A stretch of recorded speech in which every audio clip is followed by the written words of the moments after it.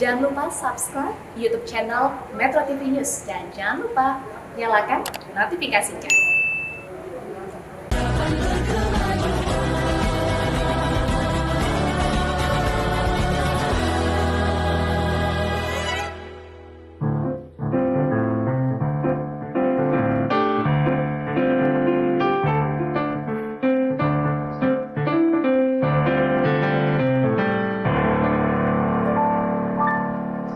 Assalamualaikum warahmatullahi wabarakatuh. Alhamdulillah wa syukurulillah wala hawla wala quwata illa billahil aliyil azim. Semoga amaliyah Ramadan kita diterima oleh Allah Subhanahu wa taala dan kita isi hari-hari Ramadan kita dengan kajian di bawah tema Islam untuk Indonesia Maju. Sudah banyak kita bincangkan ciri-ciri bangsa maju. Dan bahkan sudah 3 kali terakhir kita soroti dari aspek-aspek kebudayaan, sosial, ekonomi, politik. Nah sekarang salah satu aspek penting dari kebudayaan itu adalah ilmu pengetahuan dan teknologi. Dan kan menjadi syarat serta tanda bangsa maju itu adalah yang menguasai iptek, ilmu pengetahuan dan teknologi ini. Ya, Bang, kalau sekarang kita lihat sebetulnya iptek secara keseluruhan itu udah luar biasa. Bahkan katakanlah teknologi telepon aja sudah ada negara yang punya 6G. Sementara kita masih 4G. Dan orang yang menguasai iptek itu rata-rata mereka menguasai dunia juga. Jadi sebetulnya iptek itu udah seperti apa ya, kunci atau senjata. Bahkan sekarang perang aja udah perang iptek. Kalau kita lihat di sini ipteknya itu apa ya, kedet-kedet, nggak maju enggak, mundur enggak.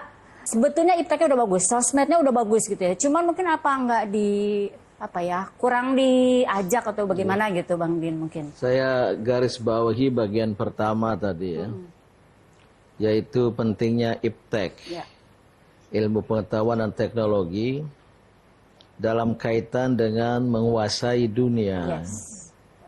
Itu sebenarnya pesan dari sebuah ungkapan dalam bahasa Arab ya. Man aradad dunya fa'alaihi bil ilmi. Barang siapa yang ingin menguasai dunia adalah dengan ilmu pengetahuan. Tentu kalau sekarang wat teknologi dan teknologi juga yang menguasai akhirat dan keduanya itu. Ini luar biasa pandangan ini ya. Sekian abad yang lalu sudah diprediksi bahwa bangsa atau kalangan yang ingin menguasai dunia hendaklah menguasai iptek.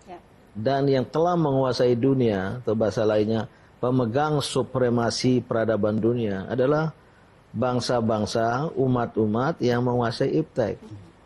Kebetulan umat Islam atau dunia Islam di abad-abad pertengahan 9 sampai 11 masih itu menjadi pemegang supremasi peradaban dunia. Ya. Sebabnya adalah karena pengembangan ilmu pengetahuan yang dilakukan. Memang sebelumnya Barat juga sudah maju. Yunani lahirkan buku-buku filsafat itu yang dibaca, diterjemahkan ke dalam bahasa Arab, dibaca oleh ilmuwan-ilmuwan Muslim. Negara membantu mendirikan Baitul Hikmah, semacam pusat riset sekarang ya. Nah, intelektual, cendekiawan, ilmuwan Muslim bekerja di situ, membaca buku-buku dari Yunani, filsafat dan ilmu pengetahuan, dia kembangkan. Research juga ya? Ya riset, penelitian dan kajian, dia kaitkan dengan apa isyarat dari wahyu. Baca Al-Quran, ternyata afala ta'qilun, afala tatafakkarun. Lihatlah ayat-ayat semesta yang ada dalam Al-Quran. Dikaitkan dengan ayat semesta di luar sana, bintang, bulan, planet. Lahirlah teori-teori baru. Termasuk teori Big Bang itu juga katanya. Ya, teori Big Bang, ledakan dahsyat. Ya. Pokoknya agama wahyu, karena wahyu itu langsung dari Sang Pencipta. Tapi yang ingin saya katakan lebih lanjut adalah dari situlah terjadi perkembangan ilmu pengetahuan, bukan hanya mengembangkan ilmu-ilmu lama dari Yunani, tapi ditemukan ilmu-ilmu baru.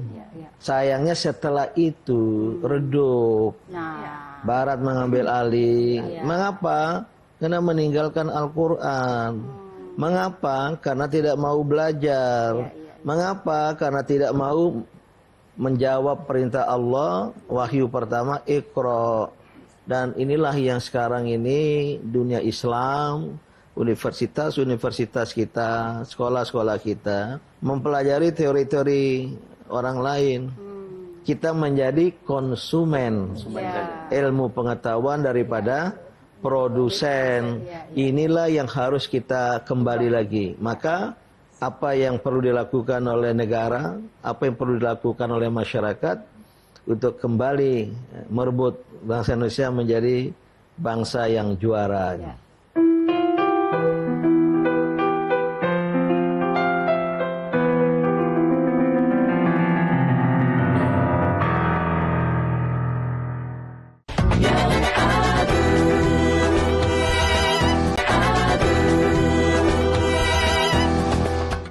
Dipersembahkan oleh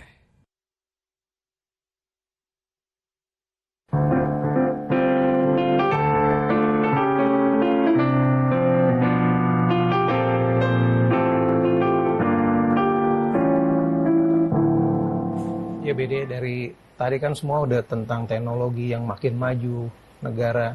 Nah sekarang BD, apa sih tujuannya sebenarnya kalau satu negara? Apakah untuk menguasai iptek itu untuk menjadi negara maju atau untuk seperti apa BD menurut BD? Ya, tujuan pengembangan iptek oleh sebuah negara atau sebuah bangsa tidak lain adalah tujuan iptek itu sendiri. Ilmu pengetahuan, teknologi yang dikembangkan oleh manusia itu untuk apa gitu. Kalau ya dibawa ke paham yang bebas, ilmu pengetahuan dan teknologi adalah untuk ilmu pengetahuan dan teknologi itu sendiri. Iptek untuk iptek. Ya, itu hampa nilai. Kalau tidak, tuna nilai. Kalau Islam harus bernilai. Dan nilai itu tiada lain adalah ibadah. Maka, iptek untuk beribadah. Seni untuk ibadah. Karena itulah tujuan penciptaan manusia. Tiadalah aku ciptakan jin dan manusia kecuali untuk beribadah gitu. Nah, kalau iptek untuk beribadah, berarti untuk kemaslahatan. Maka sebuah negara yang mau mengembangkan iptek, ya, tentu untuk membawa kemaslahatan. Bagaimana dengan iptek kehidupan kebangsaan, kehidupan bangsa kita itu menjadi apa ya? Menjadi maju, menjadi lebih baik, menjadi berguna, menjadi bermanfaat, menjadi nyaman, menjadi mudah. Itu gunanya iptek. Kalau kita bawa ke Ramadan, Bang Din ya, tentang ilmu pengetahuan dan kemaslahatan. Indonesia mayoritas Muslim. Dunia-dunia yang mayoritas Muslim, rata-rata menurut saya, pandangan saya, tidak pernah menguasai ilmu pengetahuan teknologi yang dominan, termasuk Indonesia. Kalau saya kaitkan dengan Ramadan, terkait dengan jadwal puasa, apakah ini karena perbedaan-perbedaan terjadi di Indonesia khususnya, itu karena kurang penguasaan ilmu pengetahuan dan teknologi, atau karena unsur lain, Bendi? Ya, kita sudah nyaris ya, terjebak pada budaya meniru, mengikuti, ya, dan akhirnya konsumen. Gak usahlah kita mengembangkan teknologi, bagaimana menentukan awal Ramadan, awal Syawal, menentukan waktu sholat, toh sudah ada itu. Konsumen. Males untuk meriset itu males kan? Ya, bahwa kalau itu tidak perlu lagi dikembangkan, ya nggak usah kita kembangkan. Tapi ada aspek lain yang bisa kita kembangkan lebih lanjut ya. Oleh karena itu ya ilmu pengetahuan teknologi itu harus berkembang. Ya. Dan perkembangan itu tidak bisa meninggalkan yang lampau. Ya, kita berterima kasih kepada Thomas Edison. Menemukan listrik. Waduh, kalau nggak ditemukan listrik sejak sekian gelap gulita, dan kita tidak bisa menggunakan internet, tidak bisa ya seperti kegiatan rekaman kita sekarang, tidak akan bisa dipirsa hasil kita nanti di televisi. ditemukan telepon ya, dan lain Khususnya juga sebagainya. ini Bang, alat kesehatan itu sekarang kan juga udah teknologi semua. Ya. Bayangkan kalau tidak ada teknologi, rumah sakit ngeblank semuanya Tidak ada manual. alat PCR. Tidak. Penyakit kita di dalam nggak tahu kenapa. Menyebar luas. Iya. Tidak ada alat ya. Maka ini perlu ditemukan. Inilah tuntutan untuk kreativitas. Ya. Maka sekolah-sekolah di Indonesia, tidak dari rumah tangga ya, ciptakanlah kreativitas ya. Tadi perlu kita tanamkan, kembangkan sifat mandiri, kreatif, inovatif, dan kompetitif ya. Ya alhamdulillah sebenarnya secara relatif juga perkembangan iptek di Indonesia juga cukup maju ya. Dan juga di dunia Islam, namun fenomena umum kita lebih sebagai konsumen daripada produsen, ini masih memprihatinkan. Maka ya, menjadi bangsa maju, umat maju, tidak bisa tidak. Harus menguasai iptek. Dan ini pesan Islam, bacalah, belajar wajib dari setiap muslim muslimah. Kemudian tadi ada pesan, barang siapa yang ingin menguasai dunia, kuasailah iptek. Nah, tapi beda yang menarik nih. Indonesia sebenarnya kan udah mulai banyak gitu ya, personal-personal yang memang mereka sudah mumpuni dengan ilmu pengetahuan dan teknologi. Beberapa tahun lalu kita juga sudah mengenal, oh Indonesia akan punya kendaraan, Indonesia akan punya fasilitas telekomunikasi dan lain-lain. Tapi ternyata dari sisi supporting gitu ya, dari pihak mana sih sebenarnya budaya Ya, saya yang kira diperlukan, harus semua pihak lah ya. Negara jelas bertanggung jawab. Tadi sejarah perkembangan di dunia Islam itu dari adanya Baitul Hikmah, bantuan negara berkumpul di situ. Kemudian negara-negara lain juga demikian ya. Tapi masyarakat juga bisa berbuat sendiri. Sekarang sudah banyak sekolah-sekolah, termasuk sekolah-sekolah Islam ya, yang maju dalam iptek ya. Dan tidak mustahil akan menjadi the best ya, terbaik untuk tingkat dunia, tidak hanya untuk tingkat di Indonesia ini. Ini tujuan dari percakapan kita. Indonesia maju, harus maju dalam iptek.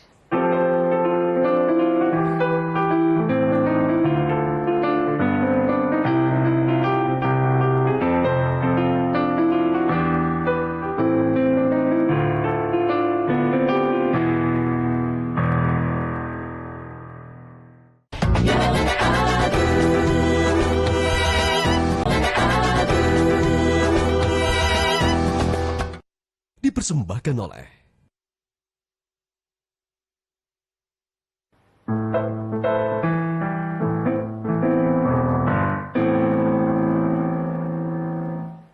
ini musiknya ringkas ini. Karena mungkin mau bertanya. Pengen cepat-cepat nanya. Kalau saya gini, Bede. Saya tuh optimis ya, selalu ingin mengobarkan optimis kemana-mana di Indonesia.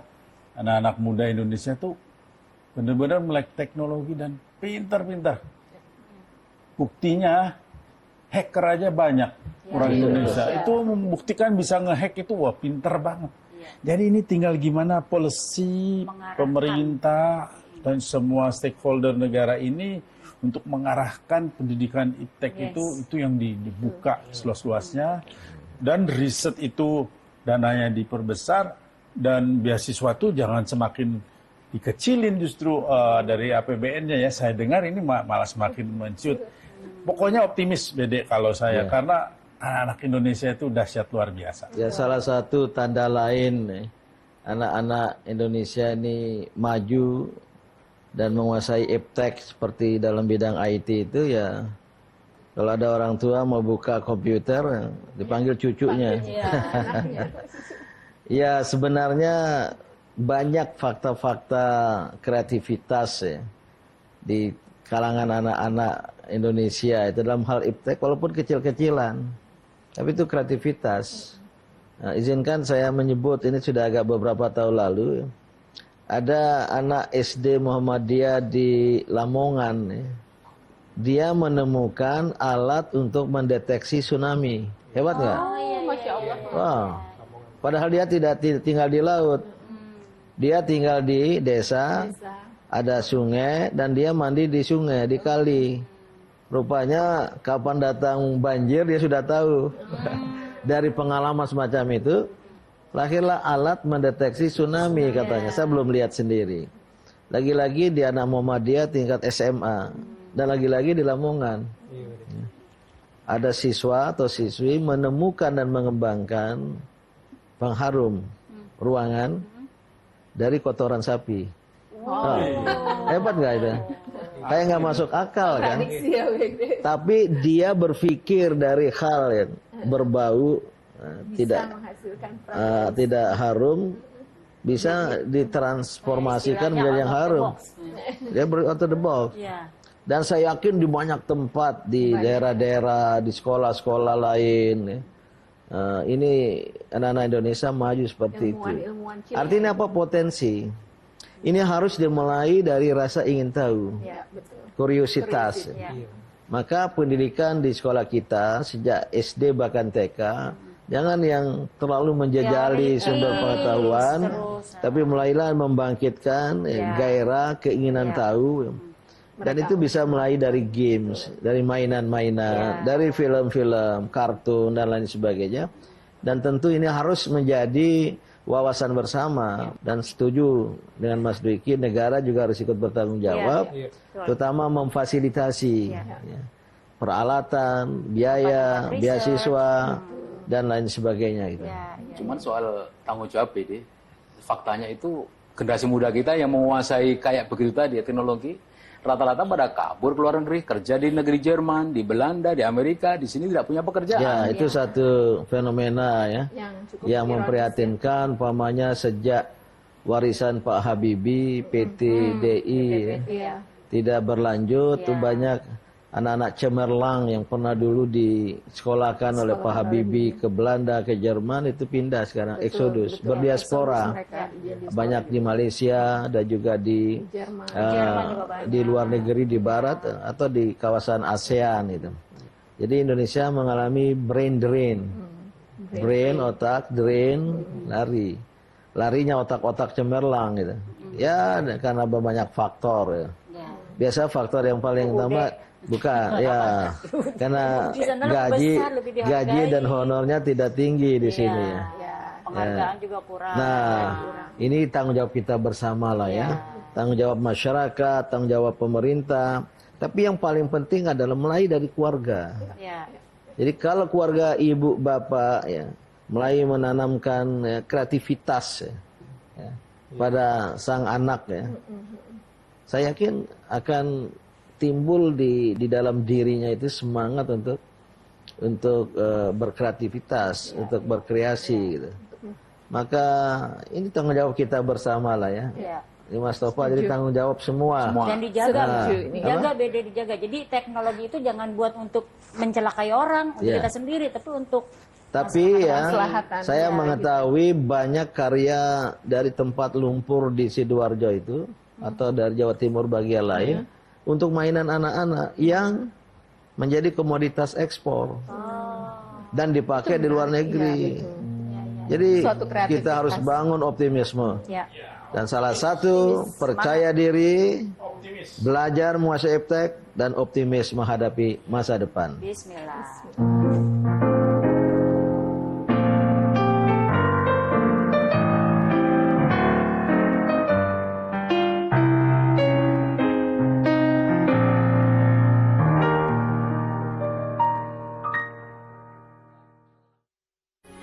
Metro TV